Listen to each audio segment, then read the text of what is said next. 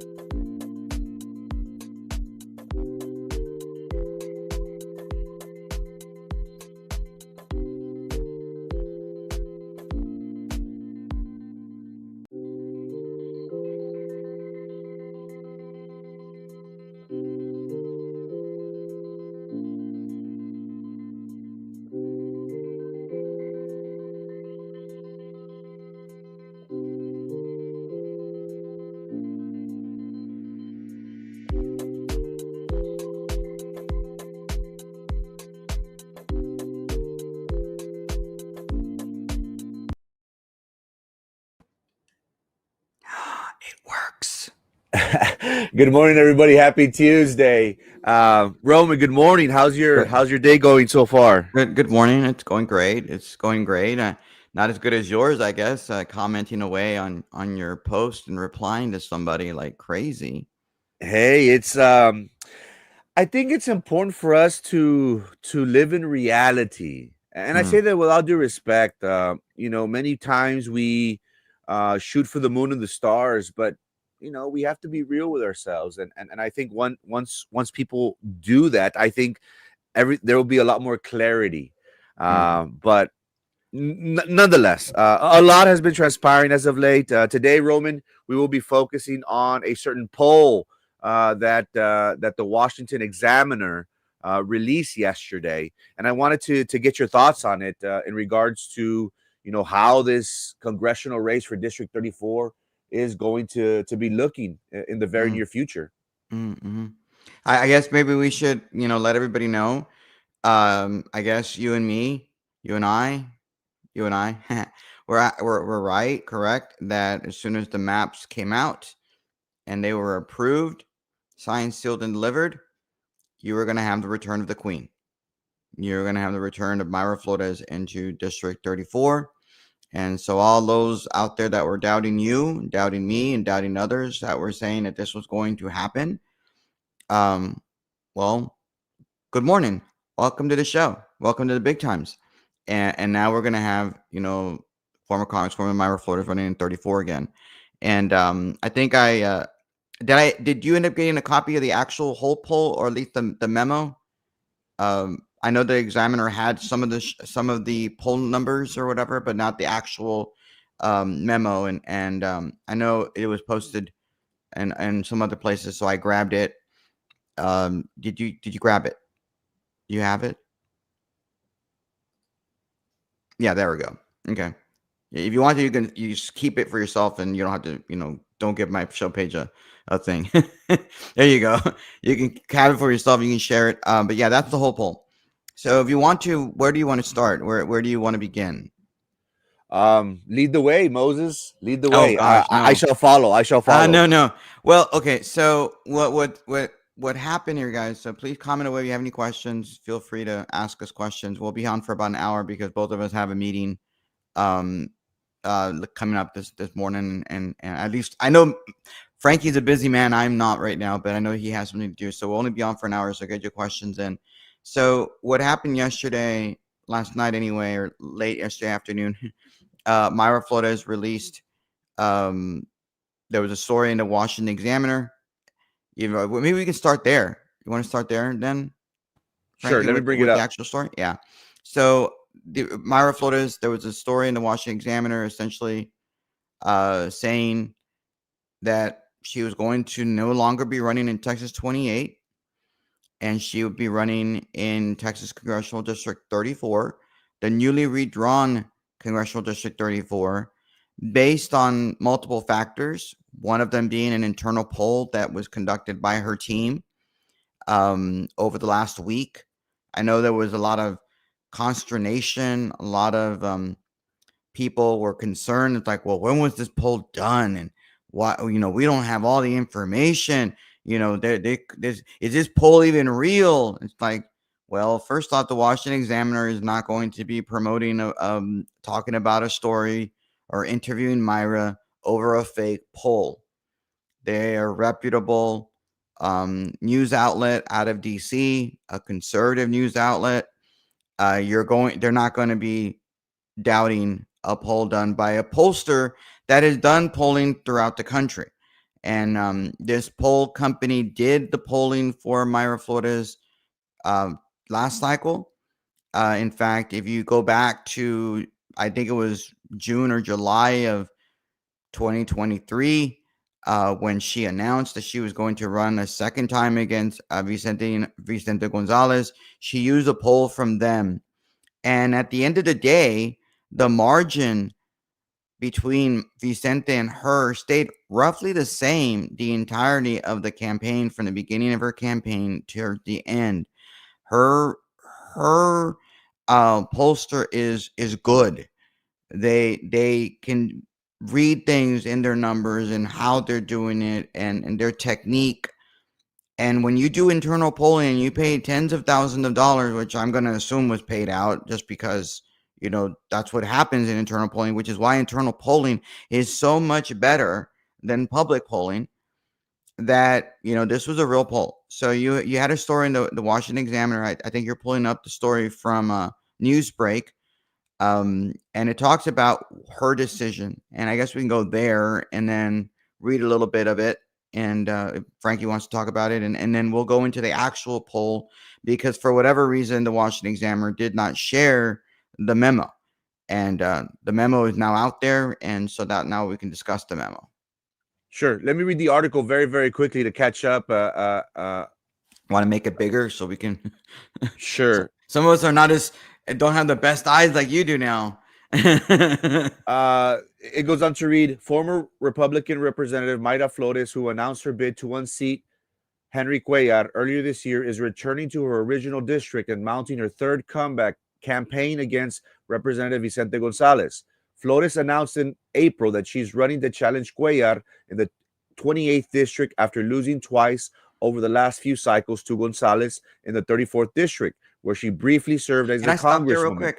Sure. I reading this story. I don't know who this person is, but it seems to me that there's a little bit of like consternation on the part of this author to write certain things, because I don't know why she's saying the last few cycles. I don't know about you, Frankie, but does few mean two, or does few mean more than three or more?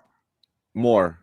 Right, exactly. So she should have said over the last two cycles, and unless this person is writing few because they're including this current cycle, no, the last two cycles, that's what happened.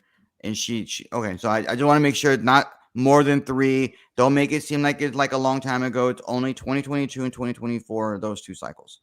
Okay, keep going. Sorry. You're fine.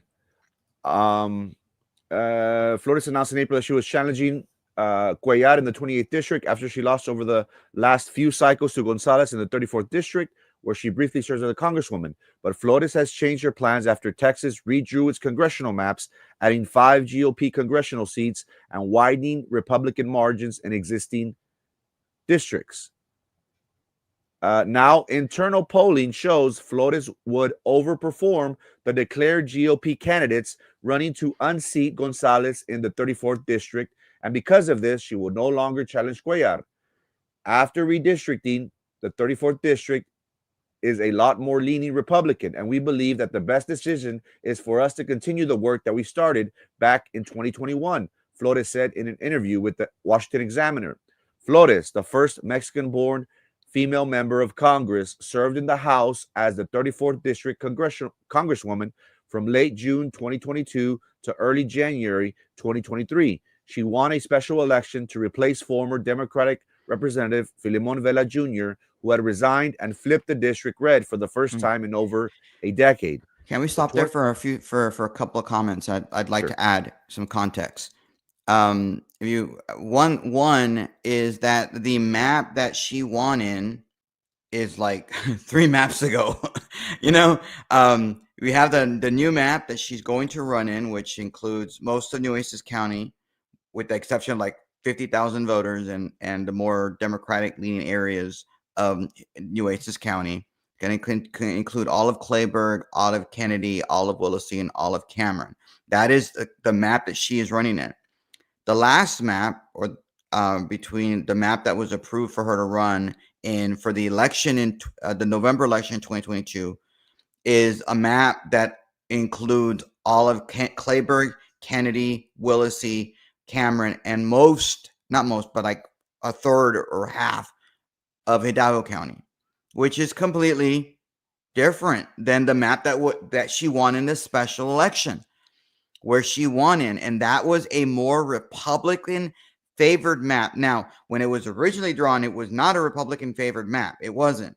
It took work for people like Mayra to be able to go out and try to flip that district red. Obviously, Filemon Vela had been the congressman since 2012 to the November election of 2012 when this map was redrawn, and it included Cameron, Willacy, Kennedy, Clayburgh, but it also went up to places like Jim Wells County. It went up to places like B County, Goliad County, DeWitt County, and half of Gonzalez County. And it also, if I'm not mistaken, had a portion of Hidalgo County. It did have a portion of Hidalgo. So it's a very different map. So if you think about it, she won in one map, lost in the second. Now she's going to run in a third different map. And I think that's important for people to realize that it's not the same map. Like, oh, she's a loser. She lost. Like, well, yeah, she lost in one map. She won in another. She's going to win in a third. It's just like Muhammad Ali versus George Foreman. Muhammad Ali won 2 out of 3. That's what happens. Sometimes you got to go through. Even if you follow wrestling, sometimes there's 3 matches. There's 2 out of 3 kind of stuff, and that's what's going to happen here with Mayra. If you scroll up a little bit, there was something else that I noticed in the story that I wanted to make sure people realize. Okay. So not only is Mayra Flores the first Mexican-born female member of Congress, she's the first Congresswoman from the Valley. Okay, she's the first not only the first Republican Congresswoman, she's the first woman Congresswoman from the Rio Grande Valley. And I bring this up because on Thursday of last week, people were saying that Monica de la Cruz was the first woman. No, it's not. She's not. It's Mayra. And I don't know if that's why maybe Monica has a chip on her shoulder. Maybe, I don't know if that's why Monica de la Cruz does not support Mayra. Maybe because she wants the attention for herself. I don't know. All I know is that Mayra Flores is the first female woman. And I want to make that clear. So those of you that are watching in Western Cameron County, or those of you watching in Hidalgo County, because I know this show's getting out there. Mayra was first, number one. Now, okay, and then the other thing that I wanted to point out is the the quote from Myra. And the reason this is important is because she's saying, and correct me if I'm wrong, Frankie, if you agree with this argument. She's saying that she went out, there are people out there that are upset. Well, she left us, Roman. What? I mean, this was last night. My phone was like like going like on fire. People are like, Roman, but she left us. And I'm just like, she went to Congressional District 28 to benefit the Republican Party in South Texas because we had people run against Henry Cuellar, who is liked by a lot of Republicans in that district. Okay. A lot of Republicans like him. We had Cassie Garcia. First off, several years ago in 2020, we had a lady named Sandra. What was her last name? Wilkins, I think it was, or something like that. Something. She's a great woman. I mean, she's great. I just cannot remember right now for the life of me. Cannot remember her name. She ran a good fight. It was close. She didn't have any funding. She didn't have any support. She was a real grassroots person. And then you had in 2022, you had Casa Garcia, a former deputy state director for Senator Cruz, worked for Senator Cruz. She's an awesome person. She was married to a real Republican establishment kind of Hispanic who currently serves as a commissioner in the Texas Transportation Commission, appointed by Governor Abbott. Good looking family, good looking husband and wife. She decided to run in 28. Okay. And she didn't come close to beating Henry Cuellar. So she had to go. So she went over there. And then that was in 2022. And then you had in 2024, you had a guy named Jay Furman who got really, really close and didn't have the funding. Got like 2 or 3 points. So Republicans in Washington, Republicans in Austin have been trying to find somebody to go in there and maybe be able to convince people to vote against Henry and vote for somebody else. And so that's why Myra went over there. Plus, I want to make this clear. Texas 28, as it is drawn between 2022 and 2024, is different than the map that is being drawn right now. That other map that was drawn, that where Jay Furman did fairly well, is changing. And so it was drawn for Henry because you have to protect incumbency. And Republicans did very, very well. She goes over to 28 because people wanted her to do it. But now that they've done congressional redistricting and they've made 34 her home, where she grew up and where she has ties to, where she worked really, really hard, she's going to go over there to benefit not herself, but for the party. Because now we have a really good candidate in Congressional District 28, Tano Tijerina, county judge of Webb County over there, who can then take it to Henry Cuellar. There's a lot of trust over there. And so now we can spread the wealth. I'm going to use a freaking bad term, but spread the wealth and say, Myra, come back over here. This is a seat that's great for you. We have Tano over there, and everybody be happy. And I think that's what people have to understand, that she didn't go to 28 because out of her own volition. At least I don't think she did. She went there because she thought she could win. And she thought that she was helping the party, and the party wanted her over there. And now they're like, you know what, let's do this. And that's what happens. Things change. Like Frankie likes to say, in a New York minute. Would you agree with all that, Frankie, or not really? Yes. Again, in my opinion, I felt as if the Republican Party did want to switch Henry Cuellar's seat red. We have seen how even way before, during the Biden administration, we saw how Henry Cuellar was giving some resistance to Biden, and many people were saying, well, he anticipates the new administration coming in, so he's trying to get in their good graces. At the end of the day, the party wants that seat to be red, for there to be an R next to that. And they saw Mayra with name recognition.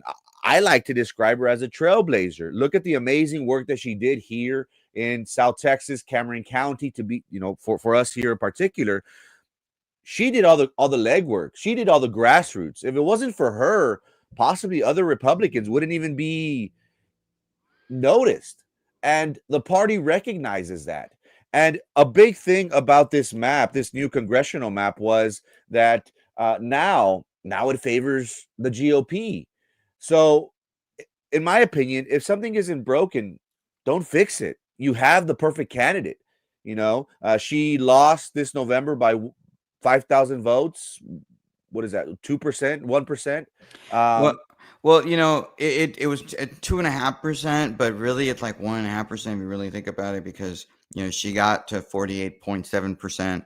If she would have flipped, a few more seats, a few more votes, she would have gotten 50-50. And that's why, some people argued it's 1.5, but it was really, a 2.5 margin, because I think Chente got like 51.3 or something like that. Yeah. Yeah, but let's continue reading. Oh, hey, Toker, what's up? Gamboa, like, I don't know why you're saying no means no, Gamboa. Um, it's a redrawn uh, map. we It's left off a little bit further down. Her her her 2026 bid. Her 2026 bid will be her third attempt to beat Gonzalez in the 34th district. She lost twice already, once in the election for a full term to the district in 2022 and again in the 2024 elections. Last November, she came within 3 points of Gonzalez, stoking speculation that she would launch another bid in the 34th district in 2026. Instead, she chose to challenge Cuellar. However, thanks to redistricting, which boosts her odds, Flores thinks she can best her GOP primary competitors, particularly as she is the only one to have received an endorsement from President Donald Trump. She said her commitment to bring more Hispanic voters into the Republican Party helped the GOP secure victories in 2024 despite her own loss. In 2020, only 35% of Latino voters supported Trump, but in 2024, Hispanic support for Trump rose to 43%. I spoke at Trump's rallies, traveled with him in swing states, and did Hispanic roundtables, making sure that he got the Hispanic support. Why? Because it was important to me to get President Trump the win, but with Hispanic support, and we did that by giving him the most Hispanic support any president has ever gotten. Now, with the new redrawn districts that are more of a representation of what Texas looks like, I believe that we're going to win South Texas and make sure it's a Republican district, the former Congresswoman said. Because the filing deadline is not until September, Flores can easily shift her bid from Cuellar's district back to Gonzalez. Oh, yeah, I'm The gonna stop you right there. okay, That's factually untrue. That's one reason why I feel like this story is not the best story out there. Because the filing deadline is not September. The filing deadline is actually in December. The link that the person provides. I mean, when I read that, I was like, no, there's no filing deadline in September, at all that I'm aware of. So then I clicked on that link, and you click on that filing deadline link. It'll tell you the filing deadline is December 8th. It's not in September. And the reason that concerns me is because people might think, oh, she's doing a last minute ditch of 28, and now she's gonna run in 34. Or, I had a call from a Republican friend of mine in Hidalgo County. It's like, oh, she was never going to win over in 28. And that's why she came over here. And so this particular story is help feeding that narrative that at the last minute she was doing horrible in 28. And that's why she flipped over here to 34. And that's just not true, guys. It's just not true. The final deadline is December 8th, 2025. Okay. That is the deadline. If you click on that link, it'll take you to the Secretary of State's website, and it'll tell you the filing schedule. So there you go. Just want to make sure people understand that, realize that. Gonzalez and Cuellar, considered two of the most conservative Democrats in Congress, are prime targets for House Republicans heading into the 2026 midterm elections. Okay, I want to stop you there because Okay. this statement is also funny. They want to make it seem like they're actual conservative Democrats in Congress. There aren't any. Not even Cuellar, not even if Henry Cuellar or Vicente Gonzalez. Neither one of them are conservative Democrats the way people like to pretend they are. They're not. You might even argue they're not even moderate Democrats anymore. But to say that they're the most conservative almost makes it seem like, oh, we're okay with those guys because they're conservative. Like, no, they're not. They're liberals. Just they vote party line. That's what they do. Every once in a while, Henry Cuellar and Vicente Gonzalez might vote the right way, and the right way I mean by on the right side. Not the correct way. I mean, for me, it's the correct way. But vote with conservative Republicans, vote Republicans. But very, very few times did that ever happen. And that makes him me on the conservative. No, They're just let's get that out there. Okay, sorry, just want to make sure people realize that. Yeah, our most conservative Democrats in Congress and our prime targets for House Republicans. Oh, you want me to read the comments? Sure. Okay, cool. The hypocrisy of Republican, they complain about the arena coming up again, and where we have La Madre Mayra trying again now that the maps have. No, that's not hypocrisy. One's costing us money. The arena is costing us tons of money. We have said no, we don't need it. It's not important. We are telling people that we want private investors to pay for the arena. I mean, here's an argument to be made. There is an $800 million stadium. I want to say $800 million stadium that being the public in Buffalo in New York are using $800 million to help fund a public stadium, and people are upset because supposedly the owner has $100 million yacht. And yet he's asking the public to please pay for this stadium. Please pay for a big chunk of this stadium because I want it. We need it. And if you don't do it, I'm leaving. I'm taking the team over. That's like, really? We need to stop using the public, taxpayer dollars to be paying for every little thing. And so what Republicans were doing and saying no 3 times was that. Now, there's nothing wrong with the maps changing. It happens. People change. Look at Chente. You're a Democrat congressman. He was in Congressional District 15 in 2020. That was representing Congressional District 15. The moment that the maps were redrawn, that Monica they moved because Monica did so well in 2020, which is no different than what's going on with Mayra right now. Okay, really, it isn't. So in 2020, Monica and Vicente Chente Gonzalez ran against each other. Monica almost beat him during the pandemic, right? Almost beat him. So Republicans in Austin and in Washington, D.C., they say, you know what, let's draw this map a little bit more competitive. So they made 15 a Republican plus 5 seat. That's what they did. And you know what Chente did? Oh my God, what am I going to do? That's what Chente did, okay? He's like, oh my. And you know what he ended up doing? He asked his buddy, Ryan Guillen, who was still a Democrat, I'm assuming this was done because, I don't know. Democrats talk to each other. I'm assuming Democrats talk to each other. Who knows? Maybe they hate each other. I don't know. But I'm assuming, I'm going to make this assumption that Chente asked Ryan Guillen, hey, do me a favor. Can you draw my house, which is right now in Congressional District 15? Can you draw it so that my house is now in 34 so I can use that excuse to be able to run in 34 so I can be able to win? Because there was more Democrat because it was Democrat plus 16 seat, and he wanted to run there as opposed to running in a Republican plus R seat. That's what he did.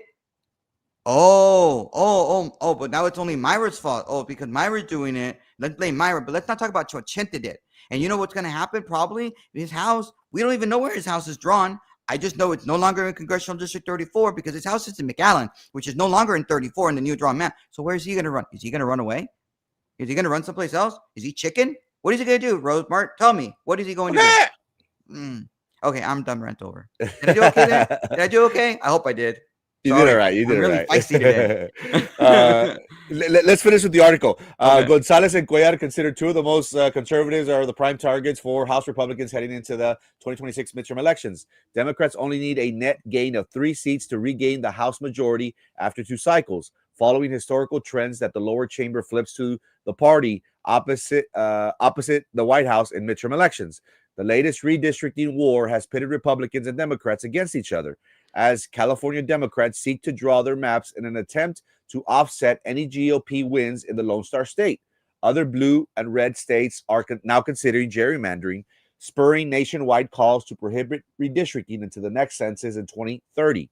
According to Texas's new map, the districts represented by Cuellar and Gonzalez, which are overwhelmingly Hispanic, will become slightly more favorable to the GOP. In 2024, Trump received 53% in Cuellar's district and 52% in Gonzalez's. With the new proposed lines, the president would have gotten almost 55% of the vote. An internal poll conducted by 1892 Polling, shared with the Washington Examiner, found that Flores leads her GOP primary opponents in the 34th district, while her competitors reach 5% or lower. In a survey of 400 likely primary voters in the newly redrawn 34th district, Flores received 38% with a margin of error of 4.9%. In Nueces County, which was newly added to the 34th district lines under the new maps, 26% of the primary voters said they would back Flores, compared to the other GOP candidates who received single digits. They didn't just receive single digits. They weren't even more than 5%.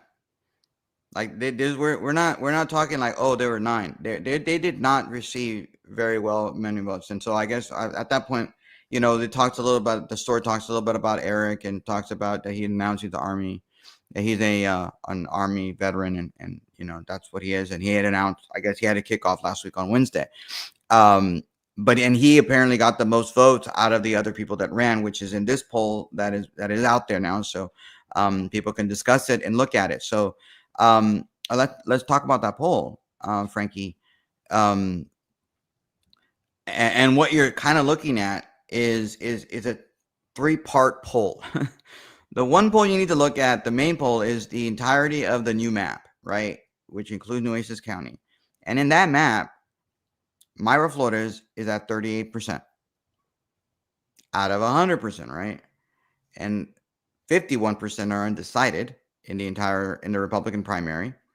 And then you had, if you want to zoom in, people can see it a little bit better on the left box.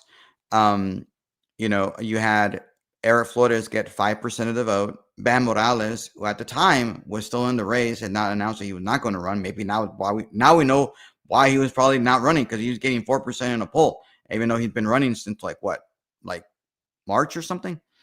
And then you have Keith Allen at 2%, and you have Josh Cortez at 1%. And by the way, Josh Cortez, I believe, announced yesterday that he's now running in Texas 35, so he's no longer even in this race. I guess maybe he realized, you know what, I'm not gonna be able to win this race, so he's smart enough, and he moved someplace else. And again, 51%. Now that's the entirety of the map, guys. That's everybody, including Nueces County all the way down to Cameron County. Yeah, I've seen him vote, by the way. Yeah, I've seen him vote. He votes every once in a while with Republicans. Every once in a while. A veces en cuando. But he votes the party line for the most part. Probably like 99% of the time, he's voting the way Nancy Pelosi and Hakeem Jeffries wants him to vote. So whatever. Anyway, that's the entirety of the map. But when you really dig into the poll, and which is in this memo, and if you want to read it out loud, you can, because I don't think a lot of people have really seen this poll other than what's in that story. If you want to read that second bold thing where it says Nueces County opportunity, you can read that. Sure. Flores dominates in the old Texas 34 with 61% on the ballot and a rock star 79/14%, plus 65%. She even leads in the new part of the district, Nueces County, with 26% on the ballot. Big picture, Flores enters the race in a commanding position with unmatched name recognition and a strong profile across the district. Okay, so what does that say? What does that mean for you all to understand? It means that if we didn't have Nueces County, which we will have Nueces County, but we didn't have it, so in Cameron all the way to Clayburgh, she's at 61%. And you might think, well, that's not very good. You would think she'd be at 80, because that's what she won in 2024. And that's what I'm sure the Eric people will say. And I'm sure that's what some, the Freddie Hinojosa's of the world will say. Look, she's only voting 61. You're not thinking about it the right way. I'm going to explain it to y'all. People in this poll that were polled, there were 400 Republican likely primary voters. I'm going to assume 300 of them were from, or 250 of them were from Cameron. And the reason I want to say that is because when you do these kinds of polls, you try to do a wide sampling. We all know that Nueces County is going to have pretty much the same number of voters that Cameron County is going to have, and then you're going to have Kennedy, Willacy, and Clayburgh have fewer. So maybe it's 150, maybe 175 of the voters that were in this poll were probably from Nueces, and the rest were from Cameron and the rest of the old district. Those people probably knew, or have heard inkling, that Mayra's not going to run again. And so they may have decided, you know what, I'm not going to vote for Mayra. I'm not going to say I'm going to vote for Mayra in this poll, because I don't know what the poll question is. I haven't seen the poll. But they probably say, you know what, I'm not going to say I'm going to vote for Mayra, because I know she's not running. I'm not going to waste my time. I'm going to either say I'm undecided, or I'm going to vote for somebody else. That might be why she only got 61% of the vote, even though last time she got 80%. Now, in the entirety of of the old District 34, which also included Hidalgo County. So that could be what happened there. So she's in a pole position in those areas. She has high name ID. She's kicking butt there. She's probably going to, when I win there and not have any problems whatsoever. Um, so yeah. Sorry, I'm getting a text message. Um, sorry, I got a brain fart. So she did really really well in the old district, but in the area that brought her down to 38%, it was because she didn't do as well in Nueces County, but she still kicked butt out of everybody else. Got 26, got a quarter of all the voters in Nueces County that were polled Republican primary that were polled here to say, hey, I'm good to go. I'm gonna vote there. I'm gonna vote for her. So she has it in the bag. And once she gets her name ID up there in Nueces County, she's going to get to 50%. I argue that she's probably already at 50%.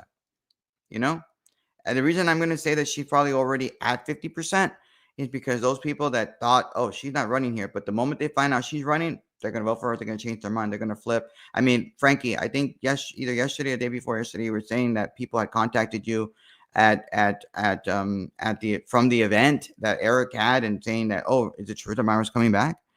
And if she is, we're gonna flip. I mean, I've heard people from Hidalgo County have told me that they know people in Cameron County who said as soon as Myra comes back, I'm gonna stay loyal to her. So yeah, that's gonna happen. The third thing I want to point out to you all is the 400 likely voters. Somebody pointed out to me yesterday, oh, 400 is not very much, Roman. Like, not a lot of people that voted in this poll. Like, why making a big deal for 400? I'm like, guys, there are presidential polls in the entire country that are done with 400, 500 likely voters. I mean, come on. That's number one. Number two, you're only going to have maybe 40,000 people vote in this congressional race.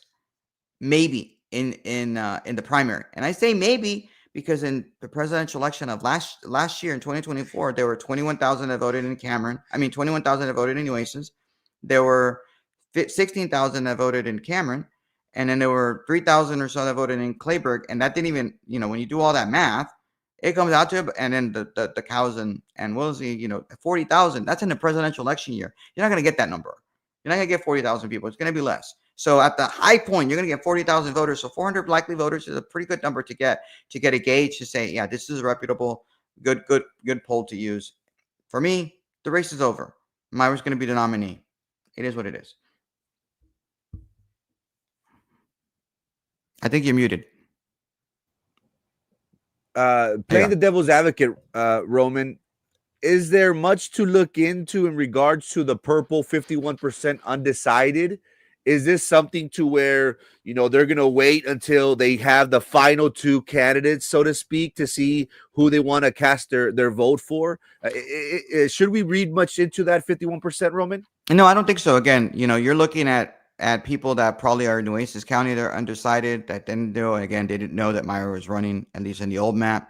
They didn't know that she was running. She's going to have the name ID. She has huge name ID already, huge favorability. I mean, look at her name ID, the favorability, which is the next quadrant, the next box. If you zoom in, we can read it all together. I think that tells the second half of the story. She's already at 49% favorability. That's the entire district. 49%. That's already half the district where she has a favorable image.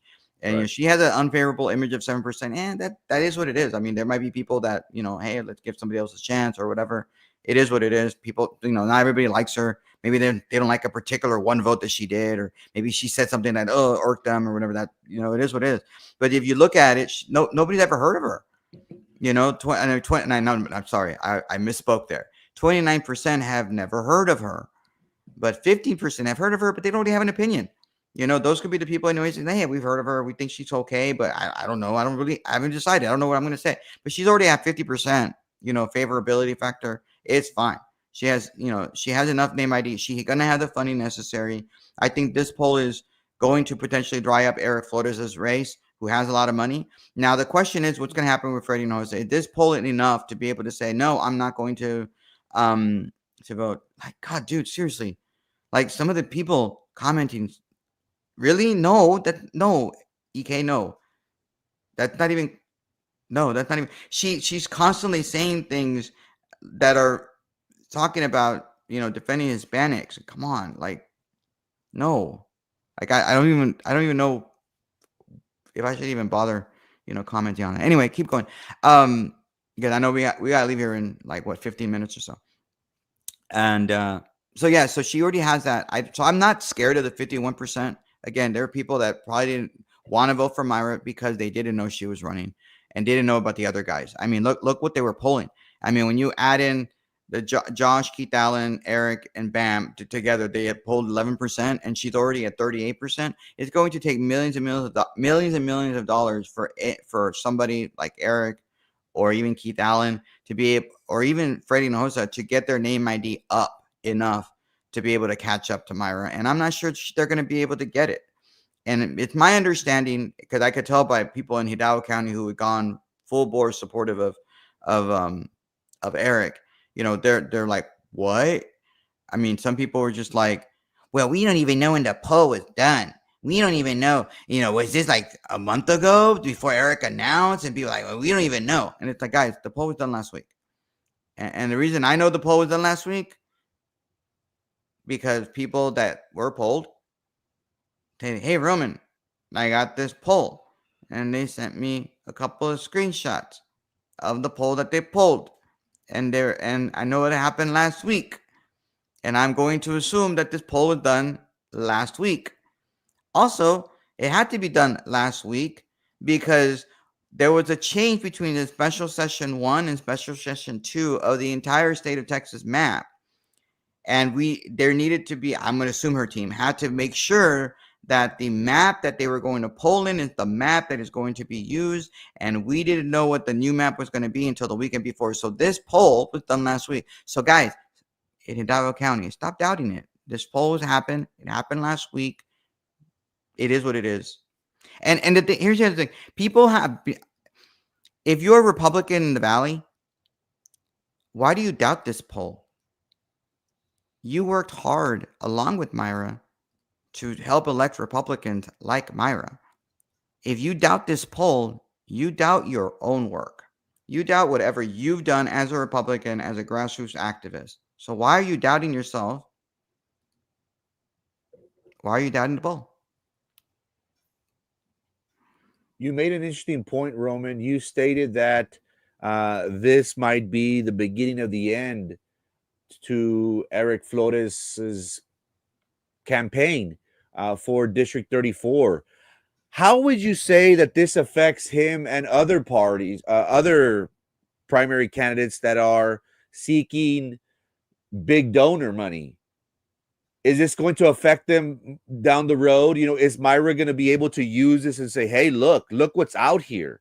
Don't spend your money on a losing horse, so to speak." Is this going to affect the likes of Eric Flores and others?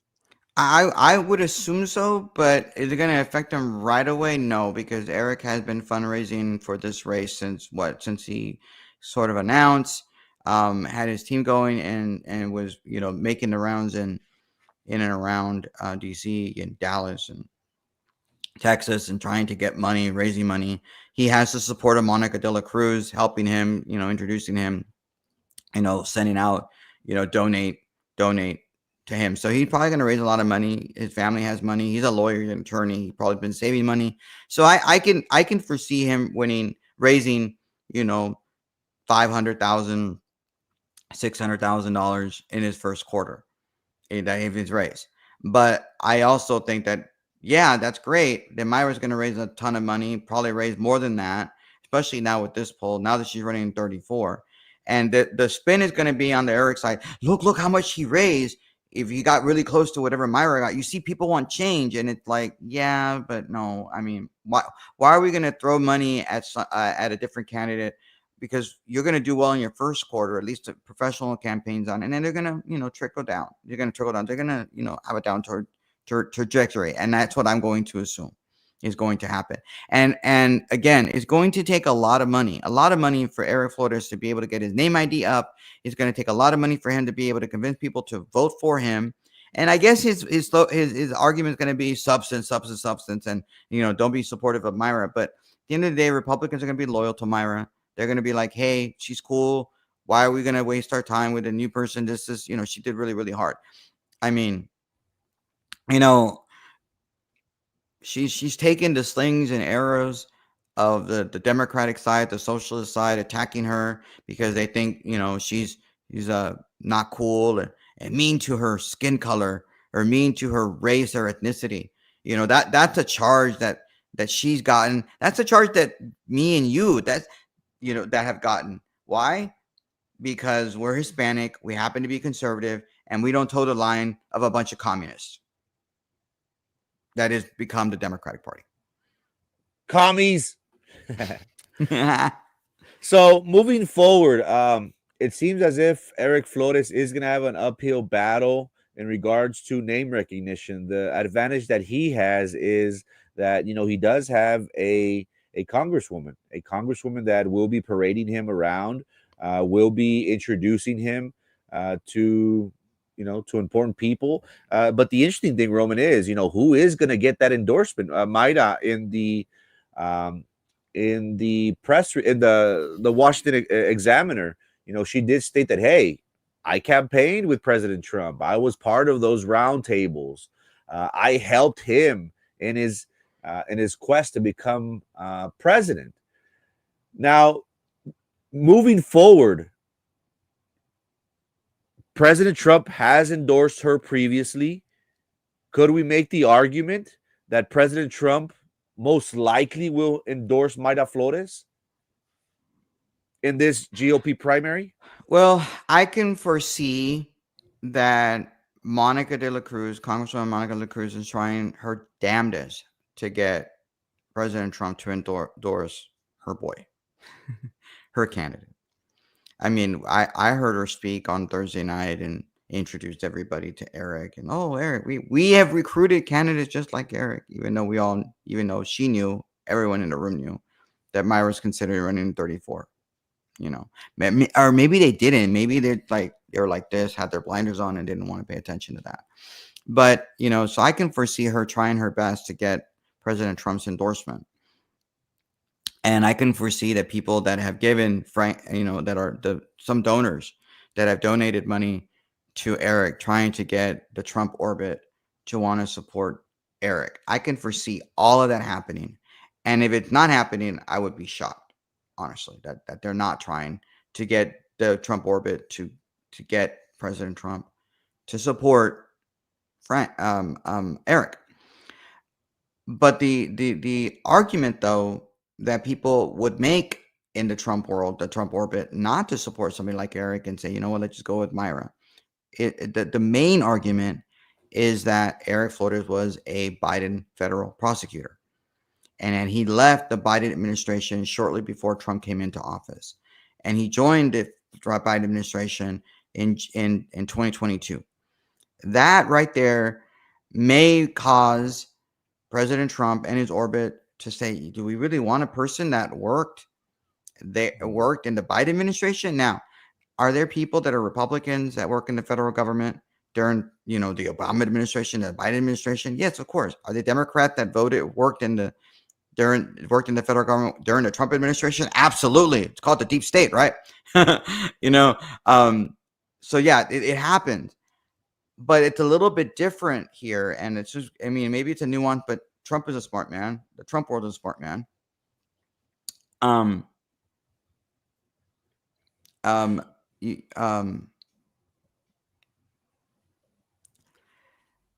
You don't join the Biden administration in 2022 after a whole year of seeing what the Biden administration has done. And then at the end of the day, when you leave, you leave right before Trump, some might say the savior, no, do this. So guys, it's not complicated. I don't foresee President Trump endorsing Eric. I don't. I foresee him making the smart move and say, you know what? I like Mayra's campaign for me. I'm going to go for her. But it wouldn't surprise me if donors like, hey, man, like, this is our guy. This is our good. He looks good, looks awesome, great. And that's just what we want. I wouldn't be surprised. And the thing is, it's not just about Eric. There's going to be another guy, potentially, Freddie Hinojosa, the brother of Adam Hinojosa. Adam Hinojosa, who is also endorsed by Trump. Adam Hinojosa, the state senator who has a lot of support from people like, Lieutenant Governor Dan Patrick in the state Senate, who has the president's ear. You have him. is Freddie Nosa going to try to get the endorsement? So it's not just going to be about Eric. You also have Fred. So, does Trump want to even get involved and say, you know what, I'm not going to vote you. I'm just going to stick with Mayra and not have this fight with anybody. And no one would fault him. No one would fault President Trump for endorsing Mayra after all that. So there's go. It's going to be You know, interesting too, let's go Roman. with John Henry. I'm curious, John Henry, what you posted there. From those announced, I think we know who's going to win a Republican primary for 28, 15, and 34. If not, I got someone. I'm curious. I mean, I think I know. I think Frankie knows. I'm curious what you think, John Henry. Who? Please let us know who you think is going to be. Because put it out there. Let us know who you think. Yeah, I honestly think that it's going to be an uphill battle for Eric Flores. They think that now, after that this poll was released, that their only saving grace is going to be President Trump's endorsement. But you did make interesting points. Eric Flores was a special prosecutor for the federal government under the Biden administration. His father is a former representative, if I'm not mistaken, Democrat. There was a joke, I don't know if I should repeat it or not, that he would receive 10% of kickbacks and his son only received 5% of potential voters of the GOP primary. Also, Roman, what I want to look into, and I've discussed this previously, is I want to see Eric Flores' voting record in Hidalgo County. I think that's going to be, very telling. Because here locally, the big thing that I keep on hearing, Roman, and this is news to me, I'm more than sure it's not news to you. Republicans are very, very passionate. They're very passionate. And one thing that bothers them the most is having these transplant candidates, these individuals who, say they're Republican, but are really not. Is this a way for Eric Flores, who is a known Democrat, who has a history of being a Democrat? Is this his way of thinking? Oh, well, the administration's read the new map, even though he wasn't aware of it before. The new map is favorable to the GOP. I'm going to say that I'm a Republican now. And I think that his voting record is going to be very telling, because when did he become a Republican? When's the last time that he voted Republican? Was it this past November? Did he vote for President Trump? So I think that information is going to be very, very important, and it's going to be very, very key, especially when you talk to people up in Wessex County. You think they're going to want somebody who's a Democrat, who has voted, who has ideologies, supports policies of the Democratic Party, who even worked under President Biden. Little things like that, Roman, I think are going to come back and bite Eric Flores in the backside, so to speak. Well, I mean, I don't know where he has voted.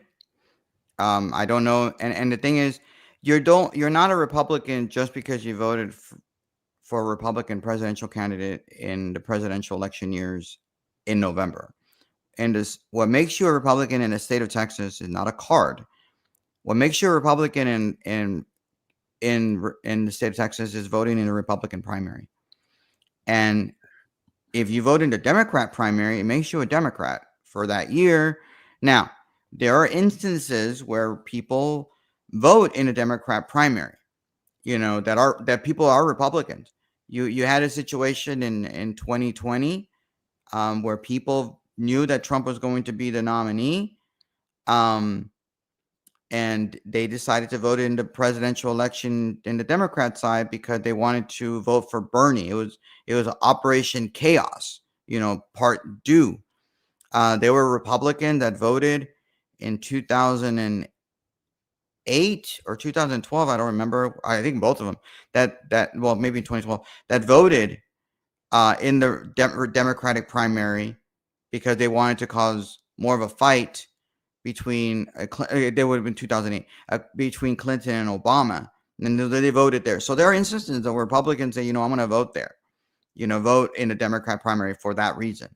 But if you've consistently voted in a Republican primary, you're a Republican. If you've represented the Republican Party, you've been activist in the Republican Party, you're a Republican. But the question is Eric Flores, has he voted in the Republican primary? How many has he voted in? That is what people are asking. People don't know. If you ask him, he says he's a Republican, and I'll take him at his word until proven otherwise. And I think most people will too, until you have evidence of him voting in a Democrat primary. Now, do we believe that he voted in the Democrat primary, the Republican primary, if he worked for Biden? Somebody might say, do you think you think the Biden administration is going to have a Republican primary voter in their midst? I don't know. I don't know. Frankie, what do you think? Do you think that would have happened? Let's just say. What, that Eric voted in the Democratic primary because he was working under President Biden? Well, You know, something like that, maybe. his Maybe. you Who know knows? he comes from a hardcore blue Democrat family. His dad was a known Democrat. I just think that Eric Flores, just like every other GOP candidate, saw that Mayra, who laid the groundwork, did the grassroots for the party here locally, they saw an opening. They said, "Oh well, this administration is a Republican. It's red. I'm gonna say that I'm a Republican." So again, hopefully that information comes out, and I'm sure it will very, very soon. And it's just, how is he going to spin it? How is he going to be able to convince donors? How is he going to be able to convince people? More importantly, President Trump's orbit, how you call them? At the end of the day, everyone's vouching for that endorsement from the president. Is he going to be able to sway President Trump's administration and say, "Hey, I am the best candidate"? I don't think so. Mm, a lot of good questions. But we'll find out. I'm sure all of it will be fleshed out. And I am a type of Republican that wants the best for our party, the best for our candidates. And as I've told Eric to him, I said I think Myra's going to come back, and I think we don't want to lose good people like you, especially if you're a Republican. And so maybe consider other positions to run in, that are there for you to take, to have. I mean, we are looking for people to run as Republicans for state house races over in Hidalgo County. We had that. Your dad was a state rep. I mean, I would run over there. I mean, if I were in your position, but he wants to do it, and more power to him. Again, maybe he really didn't think Myra was going to come back, and it wasn't going to happen. And it is what it is.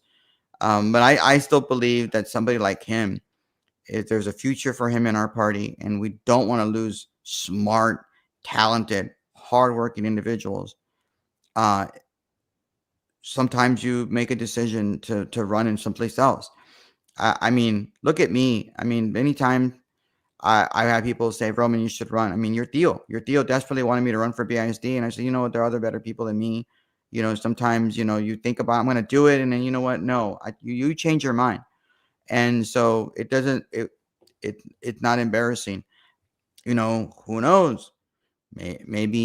Maybe Monica De La Cruz does run in 35. Although I keep saying, no, that's not real. That's not real. I'm like, well, okay, all right, not real. But let's say she does. Eric could run in 15, and there you go. But let me read what John Henry wrote, and then we can take off because I know you have a meeting to get to.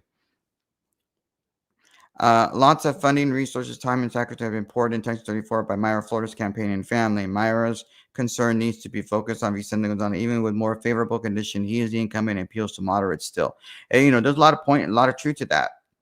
And to benefit the Republican Party, we do not need a Republican on Republican tax machine and just going crazy. And I don't think you and I, you and I, Frankie, have done that right now. And I don't want to be able, and I do not want to be doing that during this election.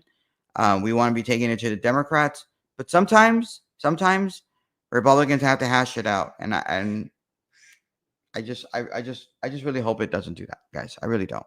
So I'm really excited that Myra is back. I have publicly and fully endorsed Myra in this race. She has my support. She's earned my support. I think she's earned the support of a lot of Republicans in the district. But that does not mean that I'm not going to be continuing to be analytical and try to be fair about the race if I come on the show with you, Frankie. But it does mean that I am, endorsing her.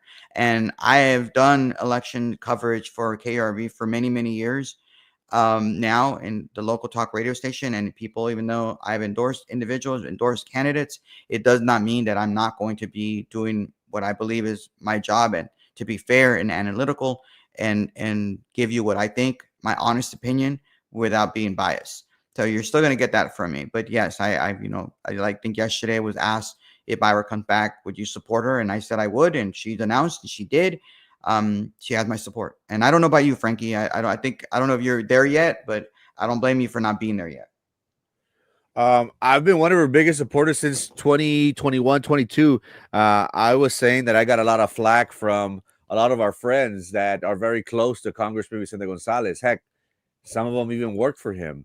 Back then, I was making the argument. And again, I was going against the grain, Roman.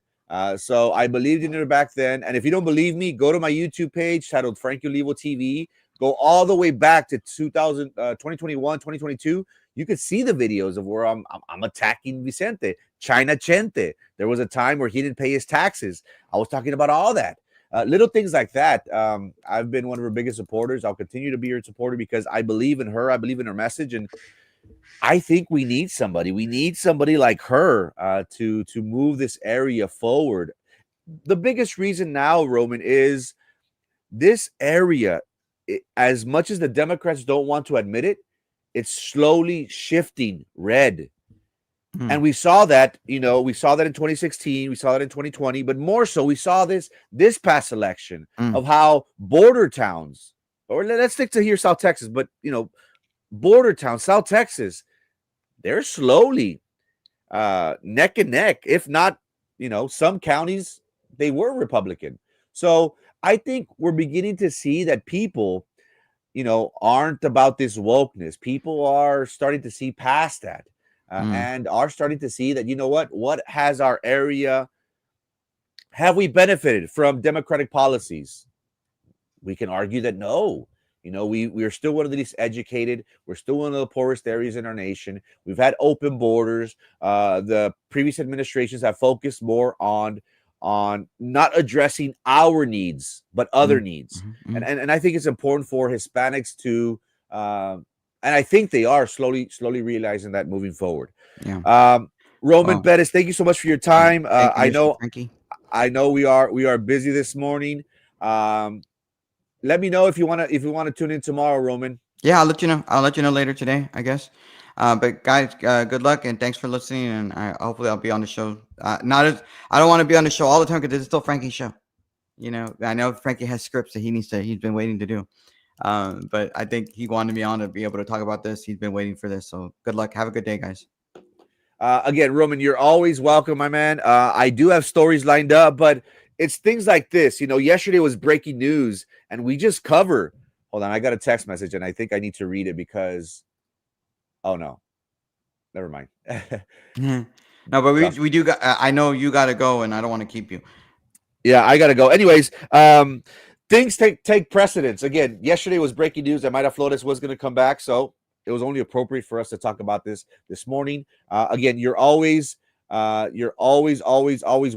AK, I'm going to block you for that. Again, keep it PG, man. Idiots. Peace. Have a great Tuesday, everybody. God bless.